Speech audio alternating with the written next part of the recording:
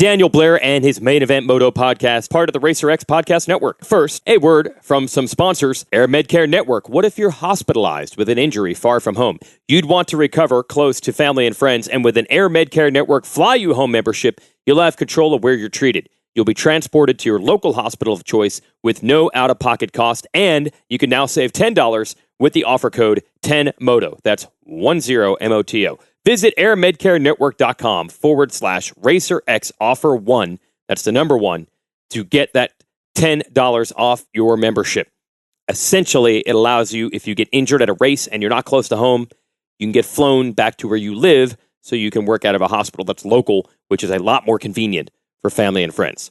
Also by Maxxis Tires. You already know that Maxxis delivers the best tires for your bike, but did you know that Maxxis also offers high-quality tires for your car, light truck, trailer, ATV, mountain bike, and much, much more? Maxxis Tires will let you hook up, pull the whole shot, and beat your competition in any terrain or conditions. Just ask the king, Jeremy McGrath.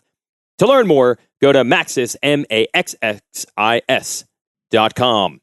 And this podcast is sponsored by Ets Racing Fuels. With unmatched consistency and performance, ETS powers some of the most winning teams in motocross and supercross. You already know the riders and the team, but you probably don't know the fuel. Why? Because champions don't give away their secrets. But now with ETS's new online ordering system, you can have ETS Racing Fuel delivered right to your door, your shop, or the racetrack. So it's easier than ever to get ETS's championship-winning performance in your tank, whether you're racing 2 strokes or 4 strokes, 2 wheels or 4 wheels. Go to ETSRacingFuels.com and you will have your own winning secret to keep.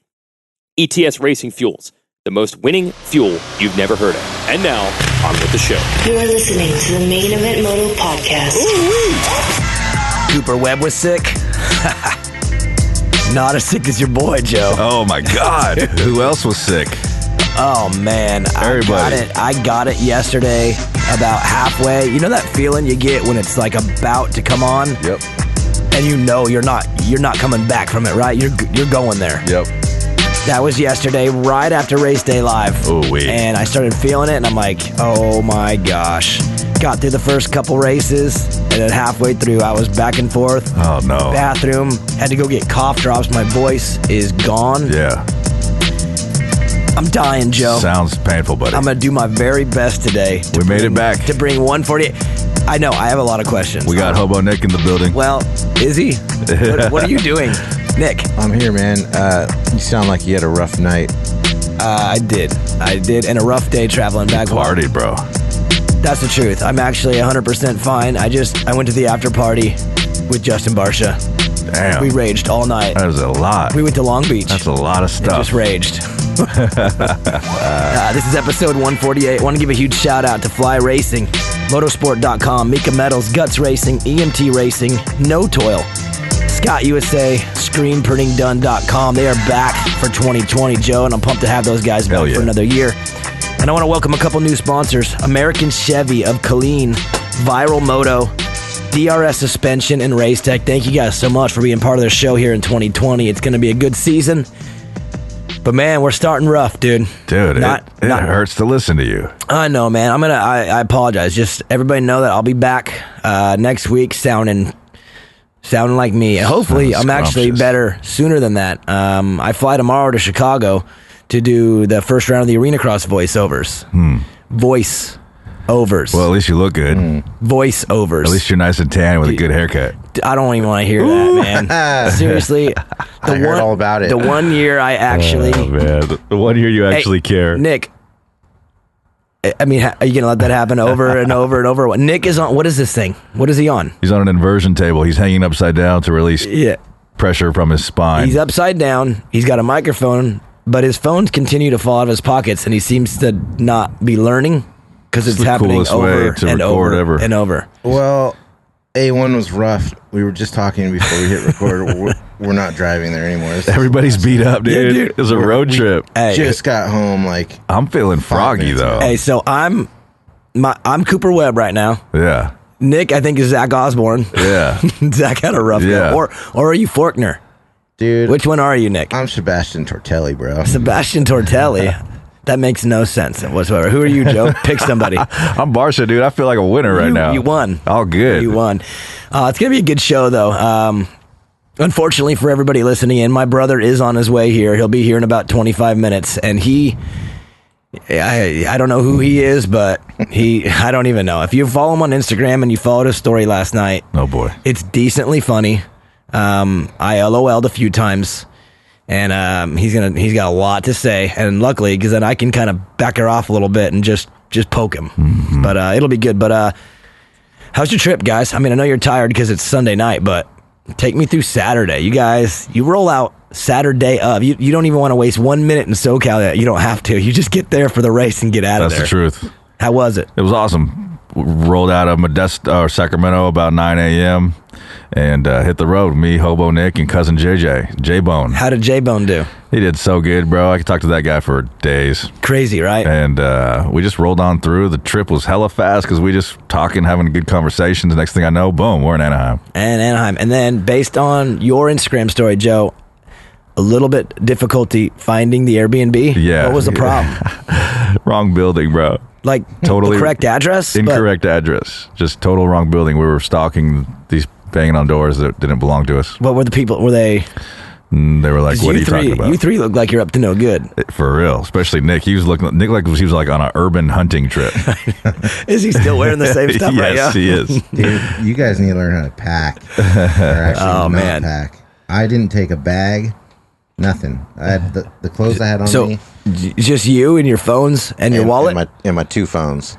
Oh, man. That's it, man. Yeah. One-nighter? Come on, dude. Phones. And how about this? So, Nick, how long ago did you tell me this was happening? Because remember, I didn't believe it. That's why I didn't get the tickets. I'll get to that. But how long ago? 3 months ago, I think Nick says. A1, me, Joe, J-Bone. We're going. Yeah. And I'm like, you and J-Bone, yes. Joe, yeah, right. That's sad. But me. you guys do pull it off because it was a sellout. It was official sellout, which I don't know what it was. Was it empty up top a little bit? Because No, I never looked. It was packed. Okay, because I didn't get my comp tickets like normal, and I found that out Saturday morning, and I just assumed I was good. Why not? Because it was a sellout, so I didn't get the comp tickets because those are usually the extras. And I had to go to the box office Saturday morning before race day live, stand in line, buy you 3 How tickets. embarrassing. You had to stand in line. So did we. With the peasants? Did you have to stand in line? People were like, "Producer Joe, what are you doing on the will call?" No, they Oh, weren't. man. No, they weren't. But It's embarrassing. But what sucks is right around the night show's going to start, and I text Nick, hey, you guys make it? Y'all good? And Nick goes, no complications at will call. We're just at the Airbnb watching. And then doesn't respond for like a half hour. I was so pissed. I'm like, what? Yeah. Like and it wasn't even the money because I bought them. That's I love you guys. You're my brothers. But I had to stand in that damn line so long, and I'm like, if these guys don't show up here, I'm gonna go over to the box office, find out what the issues are, and there's gonna be new issues at the box office for not letting my boys in. Nah, we had been in, bro. My phone died from all the Instagram stories and crap. It was a good time. I told him I was going to give you a hard time because I texted you 3 months ago and said, hey, you got our tickets? We good on that? You said, no problem. Is it? How do you text? Because I know it wasn't a text. PSHHH. Yep. T. E. Yep. I think you L. even sent a meme like a Trump meme or something. Probably. But just so you know, just for future reference, so there's no confusion. Uh-huh. I'm always under the assumption that I'm going to get the comp tickets. Okay? Always.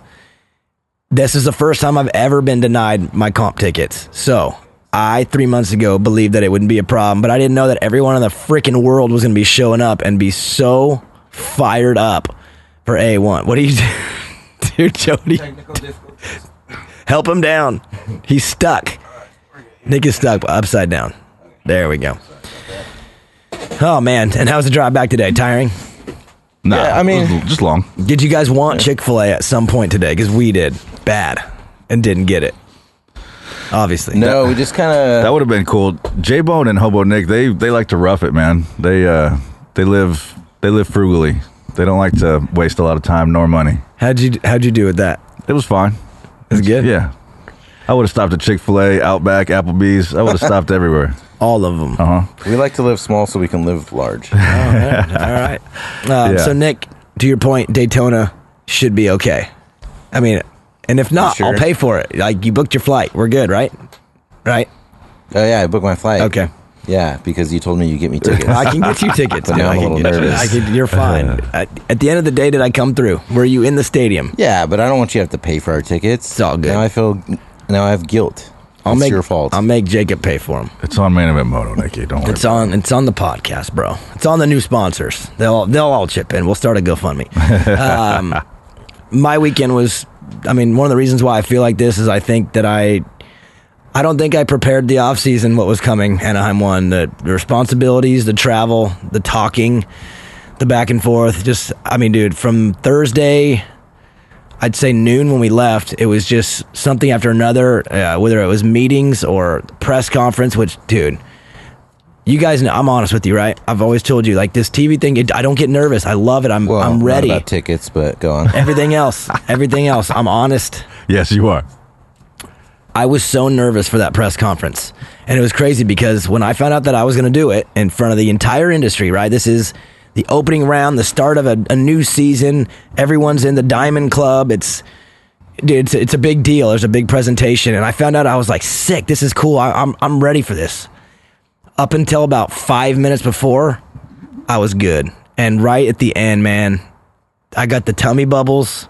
I was so nervous. I got super hot. I was like sweating. And I went up there and literally, I don't even remember how it went, but I've never felt like that before. I don't even know why. You know that old saying about how you have a dream and you're naked in front of your class? Yeah. It was that. And I don't know why I got nervous, but I just did. I panicked and I pulled through. It was fine. I actually had to watch it back because I was so freaking out that I messed up. I watched it back. It was fine. But dude, I could even tell with myself, dude, I had the shakes up there. It was weird. I don't know. Speaking of being naked in front of your class, I got a little side story. I was taking a piss between the 250 and 450 heats, and I'm sitting there peeing. There's like 4 of us all side to side, and this guy's got his little kid with him, and his kid is like hanging out like in front of his dad, like watching all 4 of us pee, and he's like, Dad, how come his thing looks different than your thing? Oh, no. And he's like, look at it all.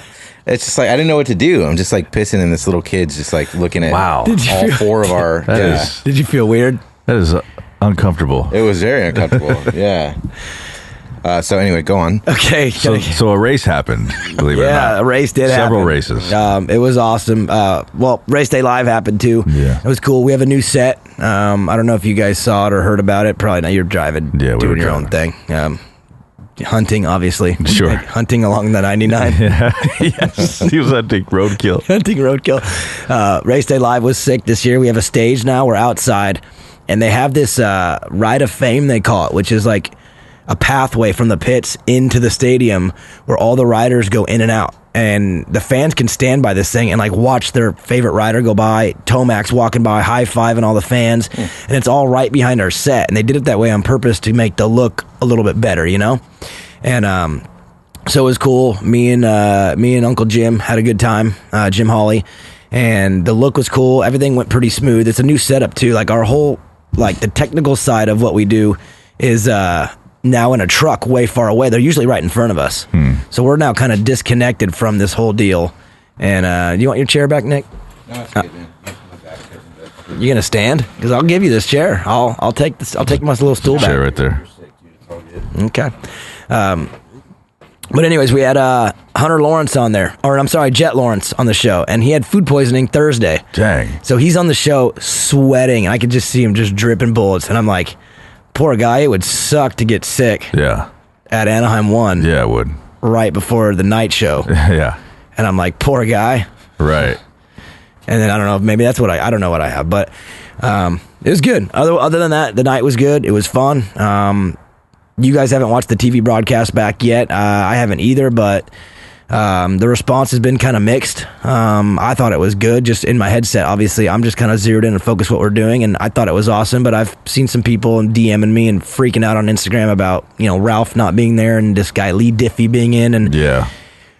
I mean, dude, I got to be honest. I couldn't believe that there was that much response to that. It was like literally, I get done with the night show, sit down, go to the hotel. I'm feeling like crap. I go open my phone and dude, it's just like 100 comments. Like, where the hell's Ralph? Where the hell's Ralph? Who's this guy? And then halfway through, it's like, this guy's sick. Dude, this guy's awesome. And then like half hour after that, this is BS. Where's Emig? And it's like, dude, I mean, I understand everyone's kind of passionate about the broadcast team, but I didn't realize that they were going to have a freak out like that. Who had a freak out? Just fans on Instagram. Just hammering. I mean, even our listener questions, which unfortunately we're not going to be able to do tonight because Vincent's coming and I don't have the stamina to do this whole thing. But dude, just everybody's freaking. And I mean, Joe, are you kind of surprised by that? I mean, half the questions were about that. Half my DMs were about that. And I knew that was something people cared about. I didn't know people were going to completely flip the lid over something like that. Is it because it wasn't publicly announced enough or something? I was just kind of shocked on that. No, I wasn't shocked at all. We talk a lot about the broadcast on this show because you're a part of the broadcast. And so I think most of our listeners have ideas and opinions about it. I'm not shocked at all. I figured it would be split. Some people would like it. I got a lot of DMs with mixed reviews as well. Some people hated it, like absolutely hated it. Other people thought it was good. What I don't want to get too deep into it. No, I was just a little caught off guard with the hate and the love. Yeah. And really, there wasn't much of a reason for any of them. It was more like, this is BS or this is amazing. And there was nothing, I don't know how to even evaluate what I almost had to just go, all right, well, I guess it's just 50-50. I'm whatever, moving on. And for everyone out there that doesn't know, and maybe that's my fault, but obviously it's not my place to tell, Lee Diffie's going to do the first 3 rounds with this, and then Ralph's back from 4 to the end. Why?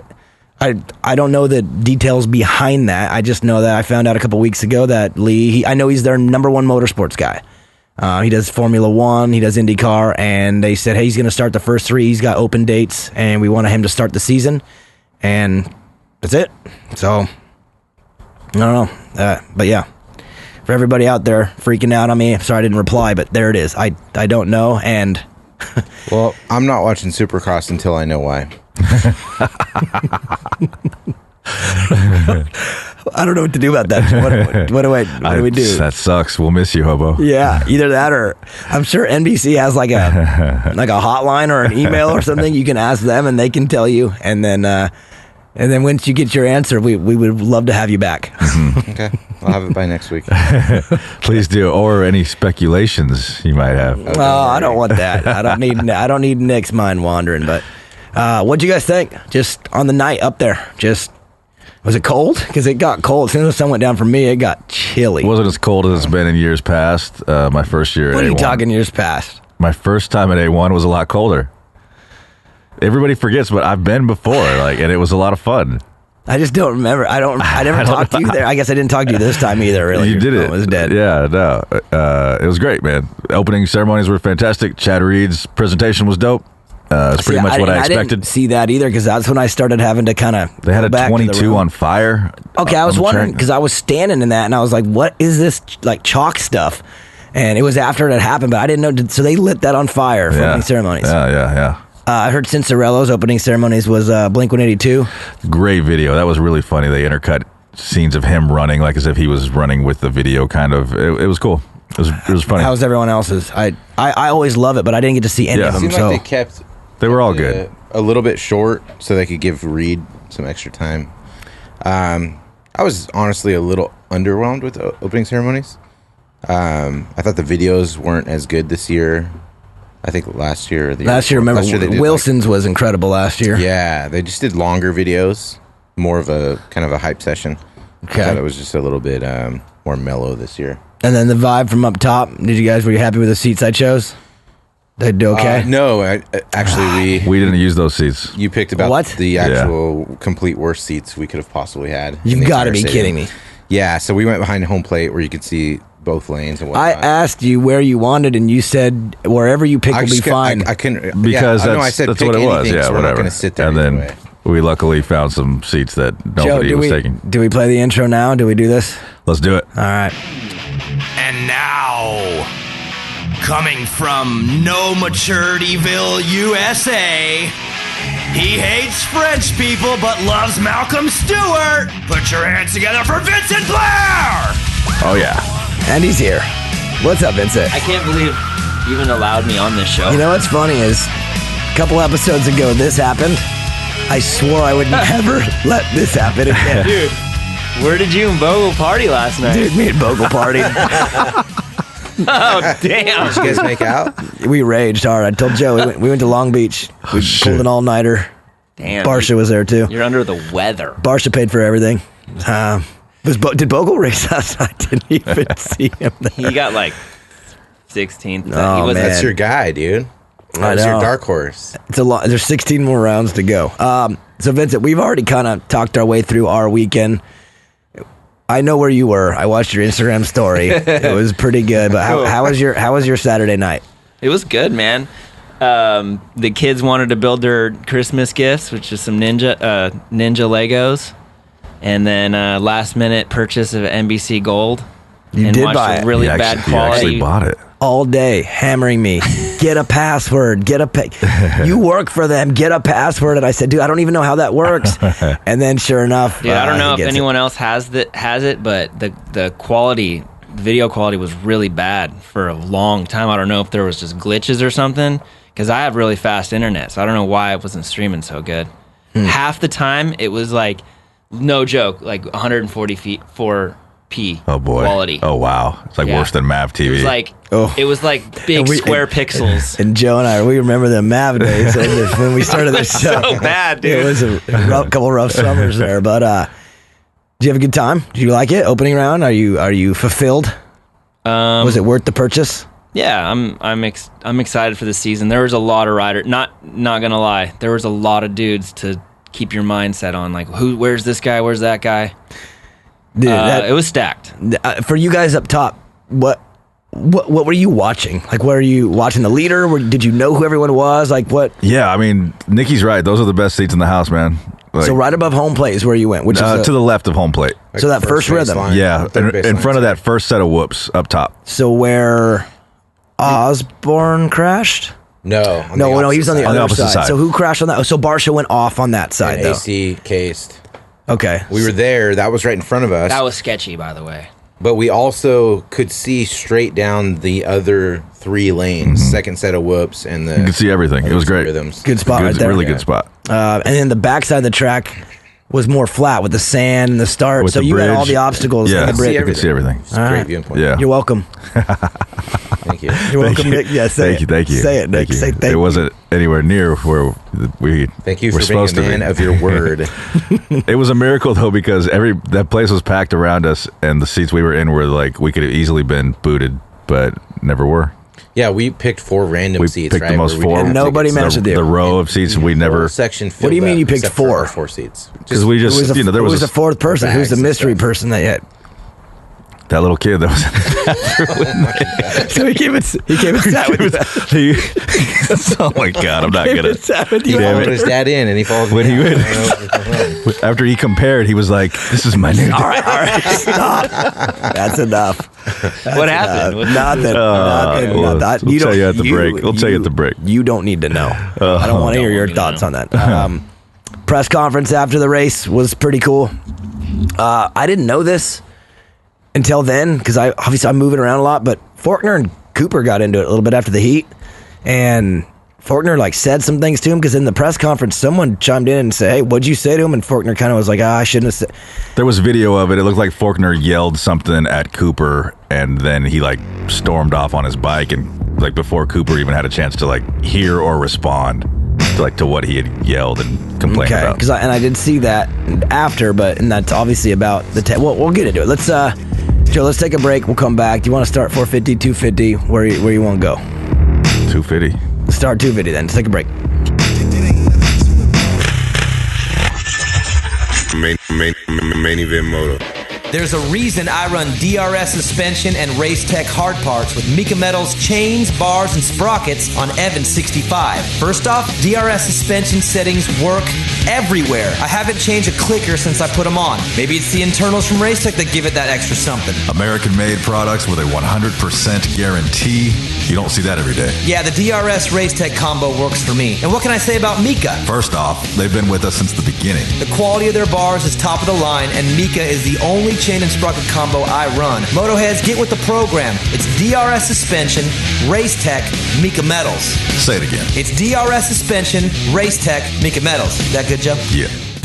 I love when NorCal companies take the world by storm. Guts Racing seat covers and no-toil filters are made right here at home, but their products travel the country and world on some of the baddest dudes' bikes in pro racing. Who runs Guts? Too many factory teams to list, Joe. Who runs No Toil? Well, it's the only filter Chad Reed will run. Guts and No Toil make only the best. So visit gutsracing.com and notoil.com and step up your game, Motoheads. Look good? Check. Protection? Check. Fly Racing has had the gear game on lock for years, but the Formula helmet has taken Fly to another level. They didn't just make a high-quality helmet, they redefined the standard for the most important piece of safety equipment on a rider's body. Use your head and protect your head. Run the Fly Formula helmet. Then cover the rest of your body in Fly's Evolution and Kinetic gear lines. Easy decision.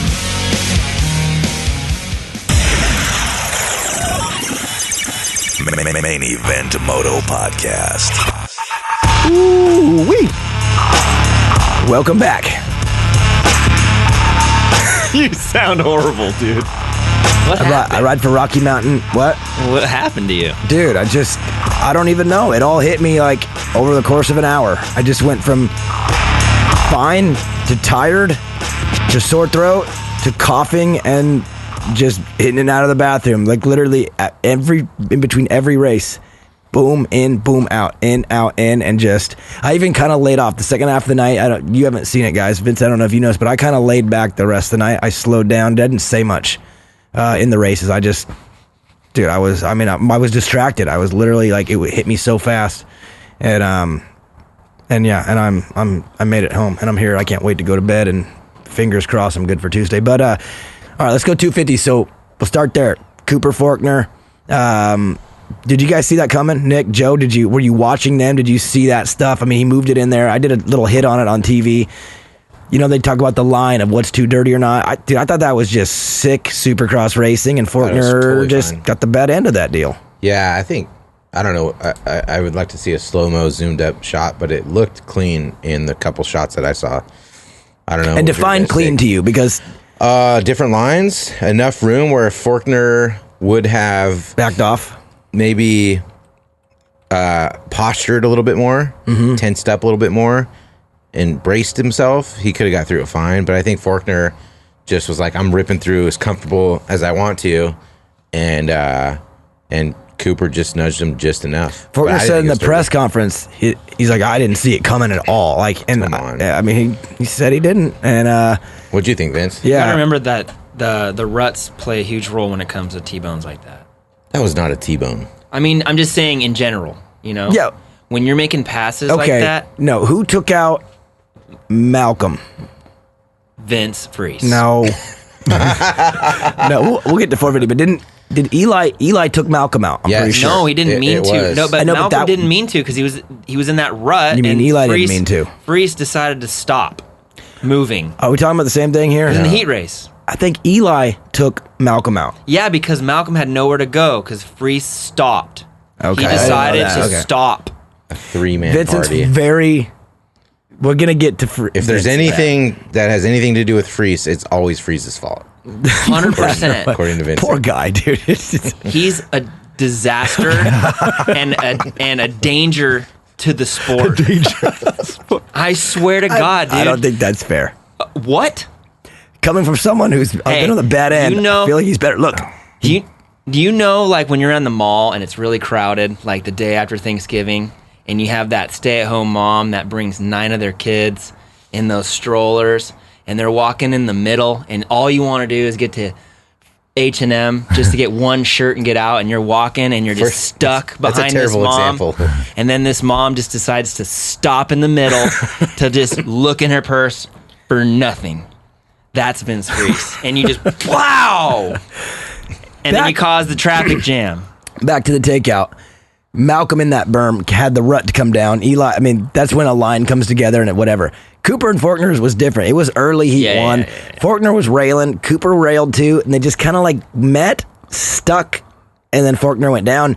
And for me, again, if you don't go bike on bike or bike on body, that's racing to me. Like if it's body connect, and There it's was a not like commitment that was made. Put it this way: the hit was not abrupt. No. The hit was smooth and forceful. You're talking about the heat, right? Yes. Yeah. Okay, so But Forkner was apparently super pissed afterwards, which obviously when you're on the bad end, you're gonna always be mad no matter what. But I thought it was known it was Supercross. coming, and then he committed to taking that line, knowing what the end result was going to be. When He you're did. in He that committed. position, it's already over. When you're in that position, as a rider or racer, if you don't want to risk going down, because he took the risk. I might not go down, but you're taking a pretty big risk, knowing that if you both commit, you're going to lose that battle. when you're on the outside, you You're done. lose. You lost the battle before it happened. Right. Now you're in this position. Now it's your decision to go, I'm going to go down. I'm going to take someone with me. I'm going to do, you got only a few options. He made the decided worst decision. Exactly. And he was upset about it. It seemed like an immature move. And Like, why are you caring so much in a heat race? Just take your medicine and make a move on the next corner. Yeah. You had the inside of the next one, Stay a little bit lower in that rhythm and be all aggressive and get them back. Right. But no, he decided to I just think- hang on Billy Jarovich style, Casey Ensign style, when they know you're going to get past and you just meet him at the end. I think a little bit of Forkner thought, like, you owe me respect because I'm way Like higher in you're not gonna seniority do than this you to me. are. Like you won't do this to So me. exactly. Like, you better let off. And I mean, you would. I think that's why he's but upset, because at this- Cooper's the new young gun coming up, and he's challenging Forkner. Forkner doesn't like that. Dude, Cooper put him and Sexton both down last year. Cooper's not afraid to rub. He likes it. To be honest, he's starting to show that, like, he likes to play that game. I like it. And he did it. And then let's get to the main. I mean, he was sick. I mean, he emerged as. I still think Ferrandis is like the freakiest, gnarliest, fastest, whatever. Sure. But Ferrandis gets bad starts, and Cooper doesn't. So Cooper's in the conversation now. He went from a podium guy, right, to a I'm going to win now too. This is about as good of a scenario as you could get after round one for a regional light series. Oh, yeah. I'm pumped. This has the potential to be one of the best light series in a while. I think so too. That's three really good guys, and I don't know who. I mean, who would you even pick right now? After A1, who would you give the edge to? Well, because Cooper's new to this winning thing. Ferrandis gets bad starts, and Forkner is. He was all over the place on Saturday. He's a little sloppy. He was, but I will say this because I've already had people like coming at me and saying, "Dude, Forkner, he's squirrely. See, off the track again." Barsha went off the track too. Osborne went off the track too. They were all drifting for whatever reason. These guys were drifting right. Webb almost ended his night like on the first lap of the main, jumped almost off the track. So if you're gonna, that was the heat. Maybe it was the heat. It was the heat when he landed. But if you're gonna, I'm just saying, if you're gonna judge Forkner on his squirreliness, everybody was squirrely last night. Barsha damn near lost it. AC Forkner Cooper just looked good though. He did. You know what? He looked really good. You know what looked good? The Yamahas. Well, they both won their heats, and then they went 1-2 in the main. And then the 450 class, Barsha won his heat in main. Like, Yamaha owned Anaheim Every won. single bike that was blue looked good. I feel like any rider on those bikes would have been happy. Even Vince Freese. He might have been better. He's a loser. Oh, I was so angry at that guy. I give him credit, man. Dude, he whole shots. What did he get in the heat? He needs like a 2-second rule, Fourth or dude. something. He needs like a 2-second rule. Like, as soon as you hear for like 5 seconds, get out of the way. Get out of the way. You know what he's good at though is like endangering other riders. No, That's yeah, what he's good He at. rides the line though of like not quite being so dirty. He's where, like throwing bait out. Here. Take the other line. Wow. He's good at that. He doesn't go beyond the line of dirty, but he's like right there, and it's Just like, enough. Just enough. Yeah. Dude, get out of the way. What'd you guys think of Ferrandis, though? Took a while to get going, but once he got loose, dude, fast. He's so if he gets full wild. shots, it's over. Yes. I saw him agreed. one lap go He through has the no whoops. flaw except starts. He's but great. you can't really ruin that on him right now because There's just one other flaw. Oh, let's not start Joe with and that Nick either. have not heard it yet. So you know I interview second place. That's what I do on the podium. So I interviewed Dylon. I got some DMs about this. Okay. What? I'm clueless. I have no idea. My mom called me. Oh, you did so good. I'm so proud of you, blah, blah. The mom thing. And she goes, but that guy in the 250 class that you interviewed, Did you understand one word that he had to say? People were asking for closed captioning. I couldn't. Yeah. I couldn't understand. The only thing I know is that he said I think like 16 times before any other words. Blah, blah, blah. You said your question. He's like, yeah, and then he started. He's French. Some words. No, Second language. I'm gonna tell you right now. I'll give you guys a little insight behind the curtain. TV coach working on interviews, and in the interview process, you want to get to it quick, and then you want to listen to them close so you can grab something from the first answer to be prepared for a second. There was no second question coming. I didn't know what he was saying. Bless his heart. Back to you, Lee. Yeah, back to Lee. And that was it because he was hard to His heat race understand. interview was even worse. And I heard, because that was with Will, and I didn't hear that one either. You know what, though? Let's not just rag on him. Let's rag on every single rider that was on the podium. None of them were prepared to speak. What are you looking at? That's a big spider, dude. Oh, my God. It's too cold in here for him to be alive. What's he doing, Joe? Smash it. Get him, Vince. He's right by you. Right there, get him.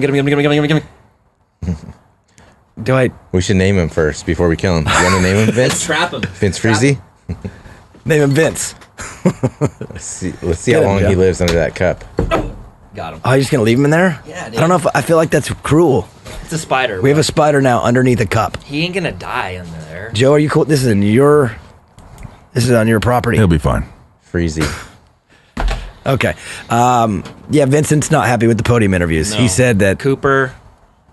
Justin Cooper or Cooper Webb? Justin Cooper. Not good? No. Really? Why? Lasted about 6 minutes too long. He won his first race. He's stoked. I think he repeated himself 40 times. You want to make sure you heard him.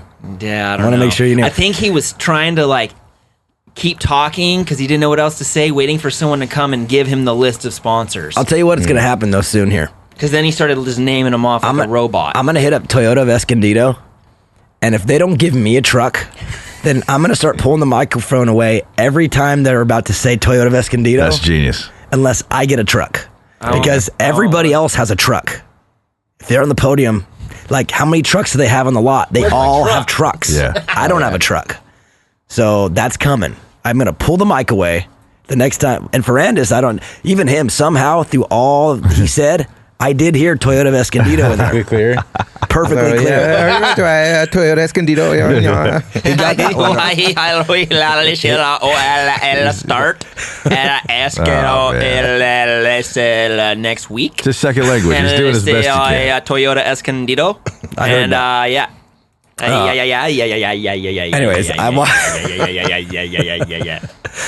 That's what he sounded it like. wasn't that bad. No, yeah, for sure. Yeah. For sure. No, yeah, for sure. If I was a team manager, though, I'd have probably said this, I would enforce speech class at a junior college For every all my retired on your team. riders. Or just get Justin Brayton to teach all of them. Brayton's a pro's pro, but he's 35. I mean, he's been there for a while. But we'll get to him. He's Anyways, probably the best guy to ever get interviewed. I didn't hear this one because, again, I'm moving around too much to hear.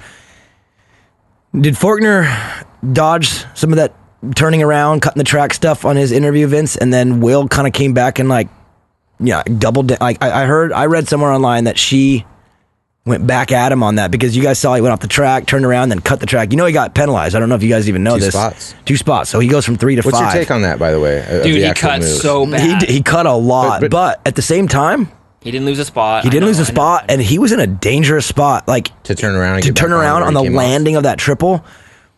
What he should have done is kept going that way, and then through the lane, U-turn because he knew there was no one coming, and then go through the things and just do a really sharp U-turn back on the berm, go in between the track and the tough blocks. But he jumped the tough block, then UE, and then come back. Remember Savacci did something like that once and cut a whole lane. Yeah, he did. But that one I felt was more obnoxious than this one. I personally understand there needs to be a rule and a penalty, and I like when it's black and white. But gosh, this one's gray for me because it was in a dangerous spot. He's backwards. And he even said in the press conference, he said, I made a decision on the fly to not take the dangerous route, and I slowed down, let Ferrandis by, and then just carried on my business. So me personally, this is the one instance where I wish there was a gray area. You could say, look, this was dangerous. We're going to let it slide because it's not like those guys were close to him anyway. What he could have done too is when he jumped on the track, he should have stopped on the top of a rhythm and waited for the next guy, like look and be like, "This is where I would have been," and then go. even if it's a second, that gesture means a lot. Just stop showing like, look, because then you can use that when you argue. But I want you to explain how you would be able to do this when you're winning a main event at Anaheim. You smash tough blocks. You lose the lead. Ferrandis almost hits you as he triples by you. You got all this emotion going on. You know you're in a bad spot. Like, how do you really make the right decision? I feel like if you're kind of having to choose and you choose maybe the safer route, you shouldn't be penalized for choosing the safer route, especially when you do make the slow up. You know what I mean? Down. Yeah, but then you can argue that anything is safer. All of a sudden you go off the track and you can cut a whole lane and somehow justify, well, it was safer. And Nick, that's why... And you're right, and that's why the rules are what they are. And he's gonna have to suffer the penalty of the rule break. But man, I'll put it this way: I'm okay with what they did. I just feel bad about it. I feel bad for him because there was no intent to be bad, cheat, dirty. I don't think the intent was there. Yeah. But I get it, and he's gonna have to face the penalty so that we can probably move forward with this is how we handle this now. Because remember how we've been all so weird about this the last couple of years? I think they're starting to get consistent, and maybe he's going to suffer for that. But I feel like his intent wasn't there, but he's going to have to. It's not a rule you can make black and white. It's always a judgment call. That's just that sucks. That's how it is. But if you're a Star Yamaha right now, take the extra 4 points. Yeah, and because if you're Christian Craig gets his podium bonus. He doesn't get to do the interview, the press conference, but I think the check's going to clear. So, do you think they're going to do that? They're going to give him a third place check, even though he didn't. No, yeah. Hell yeah. He's family, dude. That's what he got. You think? Or maybe not. Maybe the family goes, "Hey, good job, but you ain't getting that check." He's sick. His family's cool too. I like. Oh, they are. And he was sick too. Did you guys? What do you think of him in that heat race? He kept Ferrandis honest. I thought he looked good. He's done it this a couple times where he starts off though really good, starts off the season really well, and then just.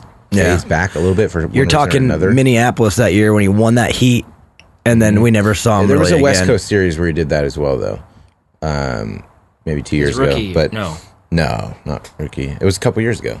Yeah, Geico years. So I thought he looked great for round one. I hope he can carry that same speed into the rest of the series, but we'll see. Yeah, it's going to be a good fight. Forkner's going to get up front a lot. How many points did he lose? 4? 4. Oh my God! What if he loses a championship by like 3 points or something? Should have been more dangerous. Well, he's already coming from behind, and you know what Forkner does when it's like I got to catch up. Not good usually. Mitch is pissed. Yeah, and that's the thing with him though, man. This is his first race back since the injury, whatever. Weeded in the whoops in practice. He weeded. Leading the main. I mean, he's got to tighten it up. And you know how Adam always just screwed up? And Savachi always screwed up, and I'm sure Mitch was Savachi just... gave up. I should never even bring up his name when Vincent's here, just because. I mean, you got it wrong. No, I'm talking on the 250s. Yeah, Savachi and Cincerello would always screw up. Austin weeds up. And again, like last year, he was playing with fire all year. It got him. And he's already starting this year. He's starting this year. It's Dork and Dork Jr. We'll get to the 450 class. Vincent wants to just get to his guys. Sorry. Anyway, so I just Forkner. My issue is I don't. Can he go a whole series and keep getting away with this and it's going to work out? Like Justin Cooper looks too good. Ferrandis, as squirrely as he looks sometimes, he knows how to pull it off. I almost feel like this might end up being a 2-guy deal in a couple weeks. If you had to put your money on it, who you'd have to pick right now for a championship, who do you guys go with? Ferrandis. I'll tell you why, too. So after the race, walked into the press conference. I walked with him and his wife. And the first thing he asked me is, hey, how'd the 450 guys look? And he knew the results, but he got there late. How'd they look? Who, Ferrandis? Ferrandis. And then we were in the elevator, and he's asking me, like, one by one, who got fourth? How'd he look?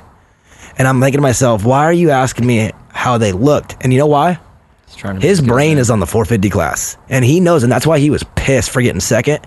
Because he knows that if you're trying to get a 450 deal, you got to back it up. You can't go and beat AC and then go lose to Justin Cooper, Ross, and Forkner, and then going to go get that big money 450 deal. I think he was pissed because he's like, I'm past this class. I'm focused on those guys next. That's where I'm going, and I can't lose. And it was weird because instead of like just chit chat, he wanted to know what the 450 guys look like. He seems like he's going to be a good French. Dude, he's sick, and he's honestly, for as much as I can understand in our talks, dude, he's a really, really nice dude. Like, I was limping pretty bad last night. He was super like polite, and like, why are you limping? Like, what? Yeah, give me a leg rub. But no, he was just. I think he's a really, really good dude. Yeah. And I love Joe. I'm jumping on the bandwagon with you. I know you love him. Yeah. The way he rides, dude, he is sick. Mm-hmm. He seems like a good guy, hard worker from everything. DV's like the hardest critic of any rider ever, and DV has nothing but great things to say about him. Mm-hmm. So that alone says a lot, in my opinion. But so I think he wins it. He's gonna win it. Yeah, I can't wait to see him next year. Ooh. 450. And I'll tell you right now, Miami. somebody text me Yamaha. or DM me. I forget if it was, I think it was a DM, and said that they saw after the races he was talking with Roger and Ian. And I'm just telling you guys right now, just book it. Well, don't book it, because whenever I say book it, it's wrong. But KTM? Are they going to trade one French for another French? Yeah, Vince. Yes. They're going to have 3. I heard Do you like Ferrandis? Yeah. Big time. Okay. So it's just Marvin. I thought it was all French people. Actually, I'm starting to... I got to take back my hate for French people. For all of them? What are you talking about, dude? I saw your Instagram stories last night. I know, and dude, you were cracking on them hard. I know. I got to change my mind because for Christmas, my mother-in-law got me a French press. And What's my that? God, coffee tastes so much better. The French did it right with coffee, dude. So that's why? Yeah, maybe. It's a good start. I heard KTM's going to have 3 guys. They want 3 guys again. I think they grabbed Ferrandis. I think he wants to go there. And I think that he'll be on the team with Webb and Muscan. And then when Marvin goes, he'll stay there. No, dude, trade one cheater for a champion. Oh, my God. I'm serious. He's already gone at Freesy, Savacci, Eli, and Marvin all. And he just... He drove here going 100, and he just to get all he thought about was those 4 guys. names. Hey, fun fact, cousin J-Bone, he called the 250 podium last night. All 3? Like on the road down, he called it. Yeah. Craig, too? Yep. So he knew Forkner was going to crash? He called it. He was like, I also think Forkner's going to get docked 2 spots. Just a hunch. I had some bets going He said, on. I think Dylon is going to ask Daniel about his limp. that he doesn't have quite yet. That he will have at the end of the day. Anything else in the 250 class stand out, good or bad? Yeah. First whole shot of the year coming out on fire. Oh, yeah. Oh, yeah. One of the family members of Oh, yeah, baby boy Amart. Did you see the Instagram story? I did see that, yeah. He was bummed he didn't go talk to him. That warmed my heart. I wish I could have, but I didn't have passes. He says... I barely had a ticket. He said he said he was bummed, too. He said he didn't get any Christmas presents from you. Likewise. Yeah, you didn't get one either, though, right? Hey, he looked good in his heat. And he did. I don't know what happened. Like a gluten-free sandwich or something. Oh, yeah. He's looking good. What happened in the main? I don't know. I saw him off between the whoops and the rhythm in the second set, and he's facing the wrong way. I don't know what was going on. All right. 250 class. That's all. Let's go 450 Joe. Let's take a break. Main event moto. If you're a true Motohead, then motosport.com is your only choice when it comes to OEM or aftermarket parts for your bike. And when it comes to servicing your bike or giving it the punch you need to perform, it's EMT Racing. With motosport.com, you can get everything you need for your bike with great pricing and ridiculous speed on shipping. And with EMT, it's simple. Take your bike to the experts. 2020 is the year EMT takes over the performance world. If you don't know, now you know. Your Bat Bros choose motosport.com and EMT Racing, and you should too. Motoheads, do you want to stand out on and off the track? Make sure to check out Viral Moto for your jersey lettering and apparel needs. That's viralmoto.com. Because having a blank jersey is about as bad as Vincent's golf game. And when it's time to get a screen printing project done for your business or personal use, you have one choice. It's screenprintingdone.com. Neil is the man. You know those Main Event Moto sweatshirts you're wearing? Yeah, Neil at Screen Printing Done did those. You know that sick new Viral Moto shirt you're wearing? Yeah, Neil did those too. We like to to look good. That's why we choose Viral Moto and ScreenPrintingDone.com. All-American Chevrolet in Killeen, Texas is a proud supporter of Main Event Moto and invites all the Motoheads to experience the difference for all of your Chevy sales and service needs. Mention Main Event Moto and get 50% off your next oil change and a front-end alignment at no charge. Remember, whether you're hauling your bikes to the weekend track, trail, or race, or commuting to the job that pays for your moto habit, we have the truck to get you there in style. Visit us online anytime at ChevyKilleen.com. That's All-American Chevrolet of Killeen. Chevy, find new roads. Main Event Moto Podcast.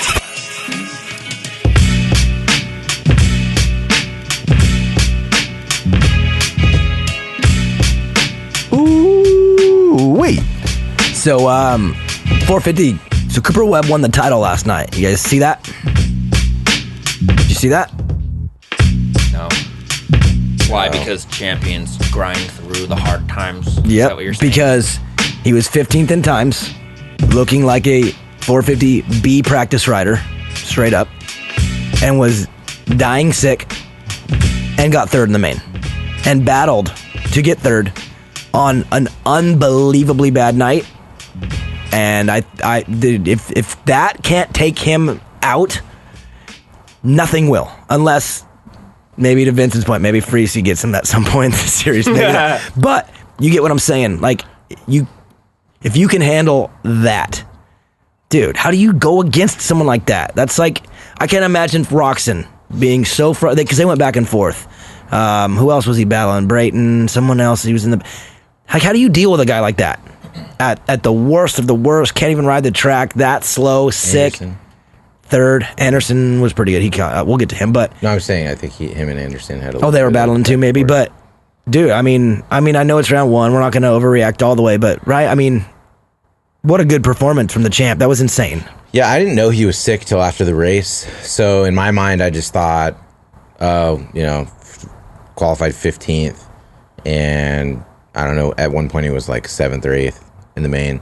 So I kind of just was like, didn't pay too much attention. But now that I know, you just thought it was just a pulled it off. Good. I just good thought ride. Slow start for Cooper. He's going to be a 5th to 7th place guy, and he'll get stronger in the coming rounds. I didn't realize he was sick. That changes everything. So yeah, great ride.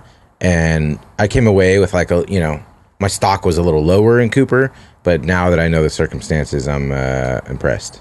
Last year at Daytona, I think I told you guys on the show, because remember, I like to talk to the riders before and get some information for the show, and I asked him at Daytona, hey, how was the week? He's like, good. We're good to go.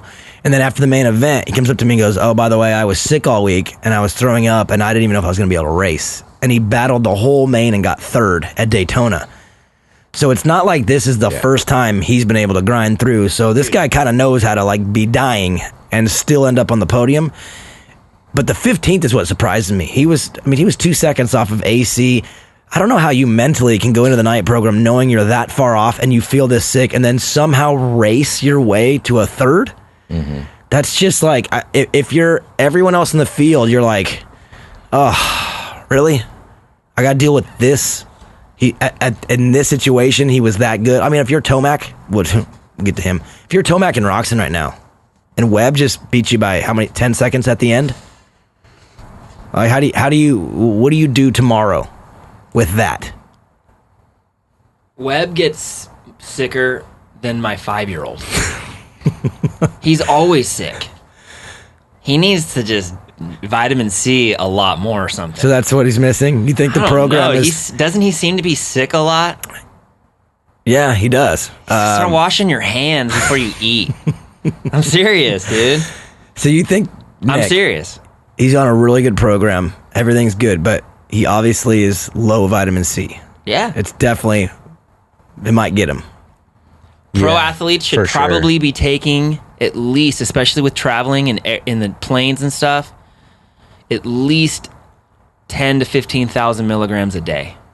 And then hit 'em up. On race days, you can have probably up to 30,000 without having any type of bowel intolerance or anything like that. I swear. Promise. Traveling. Want me to tell him? Yeah, tell him. I'll tell him. My brother has some advice for you. Or should I tell Alden? Yeah, whatever. I'm just serious, dude. He does get sick a lot for whatever reason. He gets sick a lot, and it's not weird to think of it. When you're traveling in planes, it's wintertime, it's flu season. How did I get sick? I didn't travel to plane. I drove. I don't know, dude.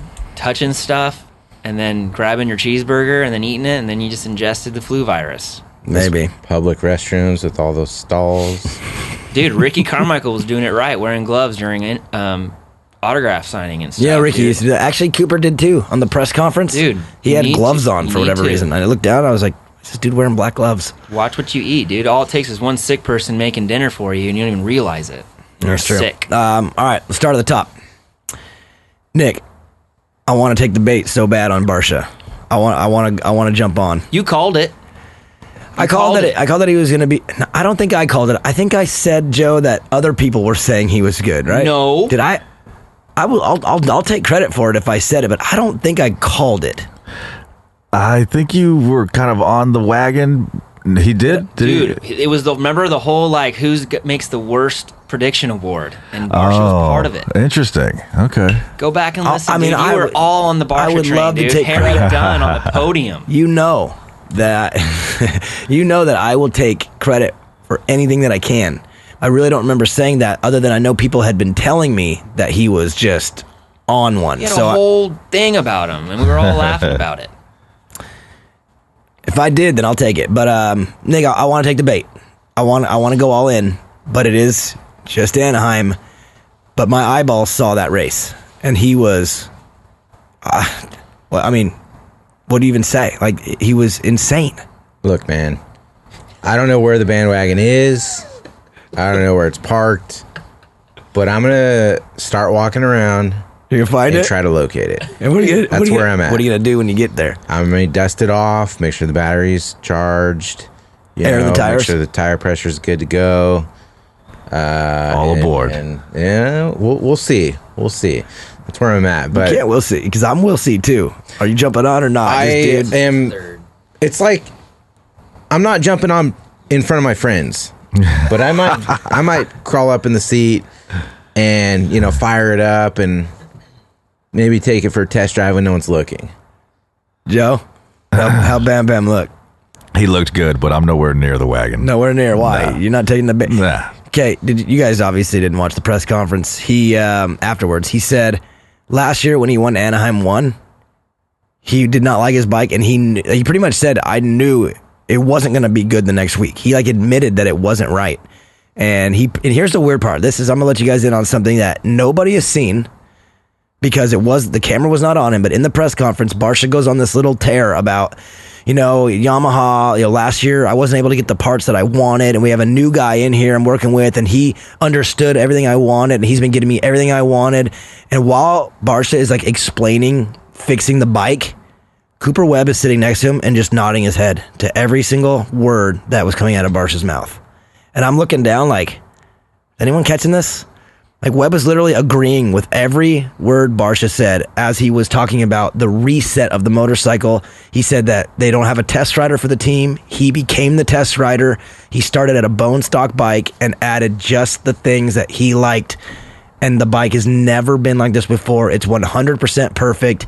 And he says he's never ridden a bike like this before, and he created this bike. Are you thinking like Webb experienced that when he was No, he did. And Justin kind of threw that in the press conference, but Cooper struggles. And he even said something like, and then Webb goes to KTM and wins the championship, and we just knew we had to get this thing right. It's almost like they were saying, this wasn't right. Cooper left. Look what he did. We got to fix this thing. So, you're saying that Barsha got to build from scratch a full factory Yamaha 450 from scratch. And I'll tell you guys right now, this is how it goes 99% of the time. The team tells you what you're going to do and how you're going to like it, and they literally control. Why do you think Chad Reed flips out on every team that he's ever on? Is because they never let the rider build it the way they want. They tell the rider how to do it, and Barsha got his way. He said he got a guy that would listen to him and agreed with him. He said they no longer get factory parts from Japan. They build it all in-house. And he built a bike for himself. And I'm just going to say, if he does it again in St. Louis, and he doesn't have to win, like get a third or get a fourth. But if you are that good again, look out, because dude, he's a 2-time 250 champ. Oh yeah. And he is on a bike that he built, and I'm telling you right now, comfort matters the most. And he's on a bike that he likes, and when he's confident, he's scary. And that's why I'm Nick. Wherever you're walking, I'm walking right behind you. Well, that's my biggest thing too. Is there's 2 guys in the 450 class right now that I think have more of a confidence capacity than any other guys. It's Webb and Barsha, and both are scary. But Barsha, to me, struck me, at least in the 250 class, as like more of a dominance as far as confidence. When he knows he can be the fastest, he's angry if he's not up front. Like, he is straight up pissed. You saw it when AC got by him. He, for a second there, dude, he almost just kamikazed him, dude. He came onto the track, pulled a full on in the Barsha, corner, dude. It was like he had split personalities. Like he's Hank. He hanked him, dude. He's Hank from Me, Myself, and Irene. He got on the track and he was like, I gotta take him down, like right at him, T-bone status, and then right the last thing he's like, oh wait, I can't do that. Like I gotta stop. Like I can't be that guy anymore. Chasing a cat, dude. He did, and then he controlled himself. Yeah, and then he controlled himself. Went back to work and got it done. And to win Anaheim again in this setting, in good conditions on a tough track, win his heat, win his main, red plate. He still lives in North Carolina, right? No. You obviously weren't listening to the broadcast. I said what he did. And you don't. What broadcast? The one you watched last night on television. You mean the one that was 3 megapixels? It was kind of quiet, and I was helping Gio build his Ninjago. All right. Dude. So after the outdoors, Barsha got in his RV, moved it to California. To test track and test. And has just lived there. But he has his house in North Carolina. Maybe, or Florida. I don't know where he's at on that side. What I'm saying is, though, he's out here with the team, and he is the team's test rider. And that's crazy. He said he's ridden more laps this offseason than he ever has in his life. And dude, could you see that he like literally just trusted everything he did? Yeah, I thought. You know who else is doing that? Probably is Brayton. Oh yeah, Brayton's sick too, man. Because he tests for him, dude. His bike's probably perfect. He's the best tier 2 on the team guy that you could ever be. He is. Yeah, Barsh coming in red plate round 2. He's got a week right now for everyone to get in his ear and say, hey, you got something here. Like, it's not like last year. It wasn't a mutter. No, this was a perfectly normal track, and he shredded. He did. He was dope. So real quick, roundtable on Barsha. Joe, start with you. Does he back it up? And that doesn't mean win, but does he back it up at round 2 and he's at the front? Finishes red plate after round 2. Yeah, or does he podium? Does he finish at the front at round 2 and go 2 weeks in a row? Or does he do like last year where round 2, I don't even remember what he got. He just, you in or out next week? Out. Wow. We just sold it so hard. And Joe, in one word, killed all of it. Nick? That party really died. I am a hopeful in. I'm not confident in. I'm hopeful I'm in, but he needs to get a haircut. And you need to shave your beard. From a professional haircutter. Yeah, dude. Joe. He looks like Harry Dunn. Looked good, buddy. And Glenn Beck. Nice and tan, molded nice and cut. together, dude. He looks like who? Harry Dunn and Glenn Beck. He mixed. I'm in. He looks like a gay lumberjack.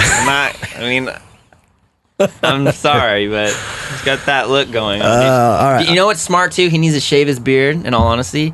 He needs to look younger. Look like... he's look like the veteran out there. When those guys grow beards and they're still like 22, it's like, what are you doing, man? Enjoy your youth. He's don't grow a beard yet. He's happy. Don't grow a Savachi beard, especially. Hey, if you're gonna have a beard, have a Bogle beard. He looks like Leonidas. It looked like he took a handful of and just glued it to his chin. Oh no, Savachi. Oh boy. Probably Tomax. Oh boy. Probably. Oh no. This is what you get for throwing away my championship. Come on. Slap. You got me. Come on. You got me, I got you. Okay, because look, I'm in a good spot in life. I know you are. Okay. Sorry. I know I'm on probation. Vinny, in or out? Vincent, you're on probation. In or out, Vincent? I'm in. Just shave your beard and cut your hair. Okay. And get a new helmet. No way, dude. Rye helmets are good. Speaking of helmet, I wonder if Osborne's helmet helped him not get knocked the fudge out. Yeah, he got pretty bad. All right, AC. Joe, your thoughts on the Wonder Child? All in on AC, baby. Are you? Yeah. How could you not be? Sick, dude. Yeah. I think the AC Webb rivalry, and then when I say rival, I'm not trying to over dramatize because I already did that a few weeks ago. Let's just go vanilla with this. Those two are. They're like starting a new. I think they're going to be a little new generation. Sure, the next I agree. 5 years. To be clear, though, I am still calling Webby for the championship. Okay. I don't want to overreact in round 1 and just ruin my Roxon pick, but that didn't look great. You blew it. All right, let's speed through. Well, let's AC Nick. I mean, he's your guy. You love him. It's your time. Yeah. This is I've been waiting for this, man. The time is now. Yeah, he's awesome, man. I think he's the fastest guy in the class. His body height allows him to do things. For example, that triple after the finish line. He was double and like manualing over that that third one.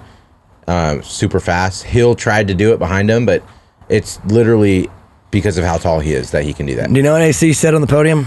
Blessed because I'm pretty sure he thanked God for his long legs, and I'm like, nice. I thought of you. Sick, bro. I'm right here. You're looking straight up like Baby Yoda.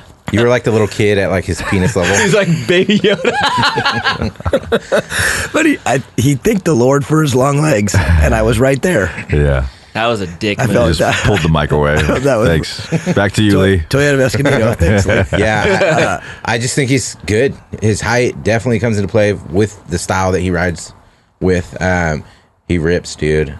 Couple mistakes, obviously. Classic AC. Hey, 250 AC goes down. 450 AC stays up and gets second. Yeah, he looks good on the 450. He's sick, dude. He looks really comfortable. He does. I think that he's got the power delivery now to pull him out of trouble. Yes, he was too big on the 250.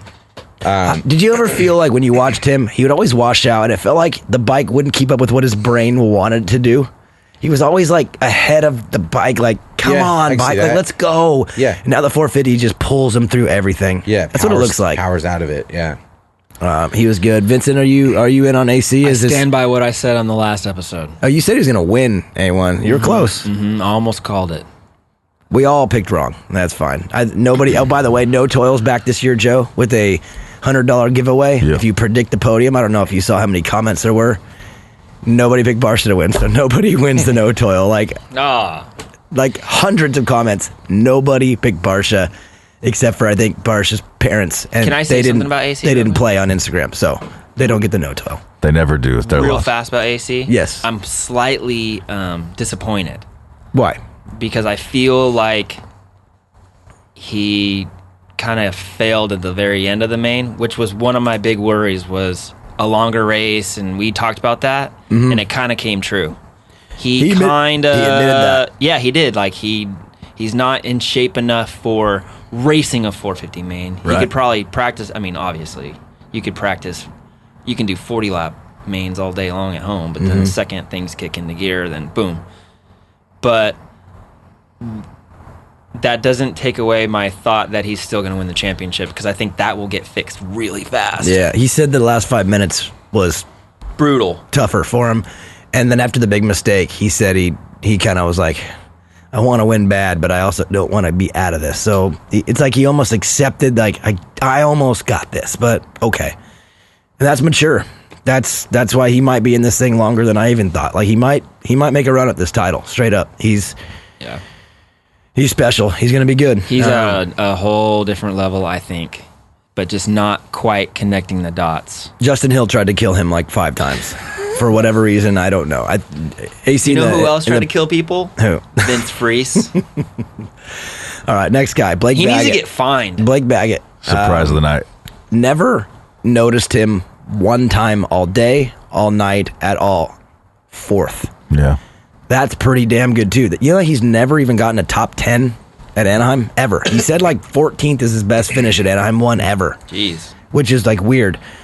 But, Nick, did you even see him other than probably passed Rocks in there at the end and gets 4. Like, he was right in that little group and then just kind of got them all. I started watching him second half of the main, and he just looks like he's looked the last few years.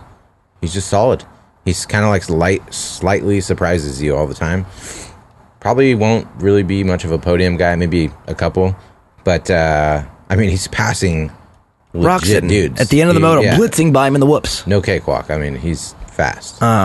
Anderson had a good ride, came from pretty far back, didn't see him much, but kind of fought through every single guy to get up there. And he was the only guy I thought looked great in the whoops. Yeah, Anderson. He was. Both sets, too. Mm-hmm. Really good. I was actually bummed about that because I figured on TV they weren't showing him, but I was seeing him climb. I was like, dude, he's probably doing the Anderson thing that he's sick at. You know, when you watch him be badass, he's probably the coolest. Him and Dean Wilson are probably the coolest looking riders when they're on fire. Yeah, they just look. He probably was sick, and you couldn't see him on TV, so whoever was there watching him was you can see him in the back. Was sick. On TV. He does some cool shit. On TV, he was in the back of every shot. They'd show like the whole pack, and you could just see him back there, and then all of a sudden, he'd be up one, and then he'd be up the next. He's got the coolest style with correcting mistakes. Like he'll turn a bobble into something that looks awesome, into a picture. Yeah. It's kind of amazing because Wilson's the same way. He does make a lot of tiny little errors, in riding. He's never perfection, but he's great at being like a very beautiful he's like Gumby sloppy out rider. there, dude. Yeah, he's like Gumby. He moves around. He does. He never panics. If he's off high balance, fuck this rat. He's Team Pride. All right, I'm starting to wear out right now and about to feel like I need to have a episode. So I'm going to ask you guys. Okay, one question. These guys deserve more time, but whatever. When I started the show, the broadcast, my opening hit was on 2 riders that have not won the championship that should win by now. They have all the pressure in the world, whatever. Roxon and Tomac, 6th and 7th. Which one of those 2 let you down the most, and which one are you the most concerned of? Because they were both non-factors. Joe, start with you. Which one? Tomac. And just... complete non-factor. At least K-Rock was battling with Webby a little bit up towards the front. But does that concern you? Because he was near the front and went back. Eli kind of started there. If you told me that Webb and K-Rock, one of those guys was sick last night, I would obviously have chose K-Rock to be the sick one because he just did not look like himself. But Eli still not to you is admitting it? most concerned. Yeah, most concerning for sure. He was a non-factor. Nick? Yeah, at this point, I think there's a little bit of Eli Tomac derangement syndrome.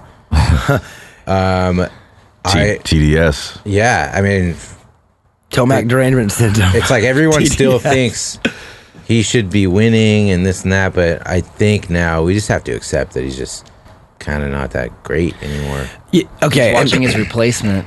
I gotta get to that real quick. But Nick, to back that up, and people are going to freak out. Oh, it's round 1, whatever. To your point, his win totals have gone down 3 years in a row. And even when it comes to that raw speed, you know how they always talk about how he's just got this raw speed that, he's the fastest guy, but he just... Okay, here's who was faster than him last night in the main event. Barsha, Cincerello, Webb, Baggett, Anderson, Brayton, Roxon, one more, Malcolm, and there's one more in here. All had faster lap times than he did. Was he sick? Vincent. Vince Freese's fastest lap last night in the main event was a 59.2. Eli Tomac's fastest was a 59.4 in the main. Oh, my God. How does that make you feel, Vince? I don't really care about Tomac that much. That's true. But okay, that is pretty disgraceful. And it is. And it is round. Sick, it is round 1. It's round 1, so it's not overreact. It's Eli. But I think that whole exceptional speed, he's just the fastest guy. I think that's over. I think he's come down a little because he's trying to be more consistent. So he's brought down that raw speed, and everyone else has come up. And now you are no longer just the freakiest, baddest dude. You're one of the 8. He's a fluffer. But when you're one of the 8 and you get bad starts, you get 7th straight up. And I think that reign of being like James Stewart 2.0, I think that reign is done. Oh, for sure. That was done a while ago. Which is funny because I picked Tomac for the title this year. And after A1, I'm way late. So you're all the way out. I'm all the way out. So you got the award. Yeah, the dumbass award. Dumbass award. Yeah. We got to wait until Salt Lake to get the trophy. I mean, more than likely, he's going to come out of St. Louis and destroy. Dude, does anyone else... Would you be surprised if he did? I would be shocked. Does anyone else notice that... who knows? He's so hot and cold, man. I don't know. But I would be shocked in like it figures kind of way. Anyone else notice that Tomac all of a sudden looks like he's like aged 5 years since last year? No. When I see his pictures, I'm like shocked. I'm like, he just looks like he's 35. I haven't even thought about that. I'll look next time I see him and see if that's a in-person thing too. But who right now is more mad about Adam? Kenny or Eli? The teammate or the training partner? Because Adam looked like a boss. And for sure, Tomac. How quickly does that become a problem? Right now, dude.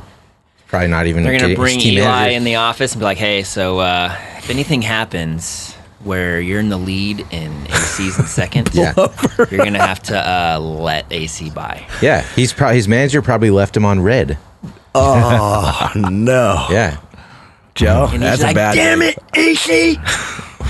You're taking my life away. All right, quickly. I don't want. How dare you? Quickly, because I got to go. I have a minute. I have a minute left until I'm destroying Joe's bathroom. You're ruining my childhood. Before I ruin Joe's bathroom, who wins St. Louis both classes? Let's just have some fun. Joe, Dylon and Webb. Nick, I'm gonna go Dylon, and just because I don't want to pick the same picks as Joe, I'm gonna go Barsha. Back to he was dancing 10 minutes ago. He's on the Barsha wagon. Mm-hmm. I just think he's gonna put a little something together. Okay, Vincent. You're saying 450 round 2 and 250. Oh, 250. 250 Forkner. Whoa, is that just because you want to be different, or do you have something with that? I don't know. I think Mitch Payton beat him up. And it's going to be a good week for him. Okay, and 450. Chick threatened him maybe. 450. And 450, I'm going to say AC because the chances of Barsha doing that again is low based on facts. And AC, if Barsha was not there, AC would have won by a long ways. So AC. AC and Forkner. It's going to be a Cowie day. Yamaha had their week. Yeah, Cowie gets their week. I don't want to agree with Joe, but I'm going to. I think Dylon smashes, and I think Webb whole shots and smashes round 2 on that little tight St. Louis track with good dirt. You know how he is at Houston and Atlanta and all that. Webb's gonna feel healthy, and you know how it is when you feel sick, and then you feel healthy. You feel like you're on something. That dude's gonna feel good next week, and I think he waxes that ass. All right, huge shout out for episode 148. Fly Racing, Motosport.com, Mika Metals, Guts Racing, EMT Racing. No Toil, Scott USA, ScreenPrintingDone.com, American Chevy of Killeen, Viral Moto, DRS Suspension, and Race Tech. Thank you guys so much. Next week, I will feel better. I will feel like Cooper Webb will feel like I won the race and I'm standing on top of the podium. Thanks, guys.